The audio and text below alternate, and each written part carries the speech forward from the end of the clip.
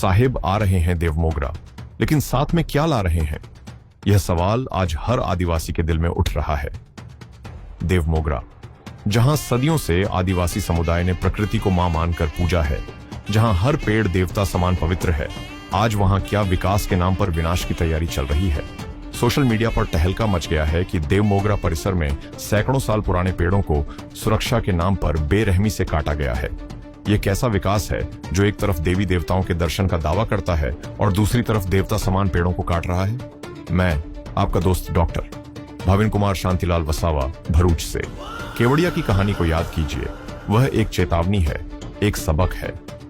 Statue of unity के नाम पर जो विकास का ढोंग किया गया, केवड़िया में स्टैच्यू ऑफ यूनिटीजो सिर्फ साधु बेट, साधु टेकड़ी पर SOU प्रतिमा जैसे निर्माणों से केवड़िया का विकास शुरू हुआ, या कहें कि आदिवासी समुदाय का विनाश शुरू हुआ। और अब वही विनाश, उसमें Arogya Van, Vishwa Van, Jungle Safari, Ekta Nursery, Butterfly Garden, Cactus Garden, Children Nutrition Park, River Rafting, Ekta Cruise Boat, Tent City, Adventure Sports Zone, Ekta Auditorium, Ekta Mall और न जाने कितने होटल मोटल बनाए गए। लेकिन आदिवासियों को क्या मिला? न रोजगार मिला, न जीवन सुधरा। उल्टा खो गई उनकी पुश्तैनी जमीन, मिट गई उनकी संस्कृति और परंपरा। यही विकास का असली चेहरा है, जिसमें सिर्फ उनके चहितों का विकास होता है और आदिवासियों का सामूहिक विनाश। अब क्या देवमोगरा की बारी आ गई है? झागड़िया, वालिया, नेत्रंग जैसी तहसीलों में हजारों हेक्टेयर जमीन पर कोयला और अन्य खनिजों के खनन की खतरनाक योजनाएं तैयार की जा रही हैं। GIDC के नाम पर पहले ही हजारों हेक्टेयर जमीन लूटी जा चुकी है। यहां तक कि गौचर की जमीन, जहां आदिवासी समुदाय के लोग अपनी गाय, भैंस जैसे पशुधन चराते हैं, उन गौचर की जमीनों में भी बड़ी मात्रा में खनन किया जा रहा है। भारत के संविधान ने जिन खनिजों पर आदिवासी समुदाय को विशेष अधिकार दिए हैं, वे अधिकार भी अवैध खनन के कारण बड़े पैमाने पर छीने जा रहे हैं। ये लूट खुलेआम हो रही है और कोई रोकने वाला तक नहीं है। असली सवाल यह है कि विकास किसका हो रहा है?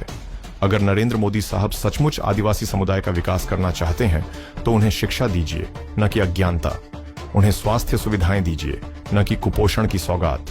उन्हें पानी, बिजली, सड़क जैसी बुनियादी सुविधाएं दीजिए, न कि बेरोजगारी और गरीबी की आग में धकेलने वाले होटल मोटल का जाल। दिखावे के पर्यटन से आदिवासियों का भला नहीं होने वाला।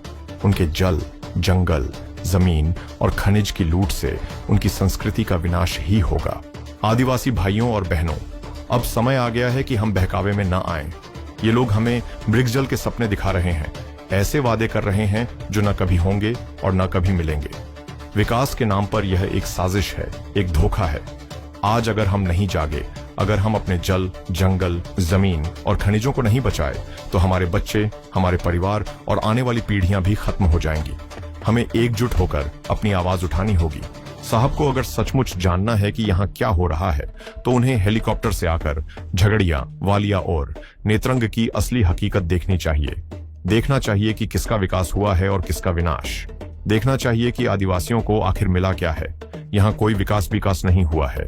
अगर कुछ हुआ है तो आदिवासी समुदाय का सामूहिक विनाश हुआ है। यह सच है या साजिश, यह आप खुद तय कीजिए। क्या देवमोगरा केवड़िया 2.0 बनने वाला है?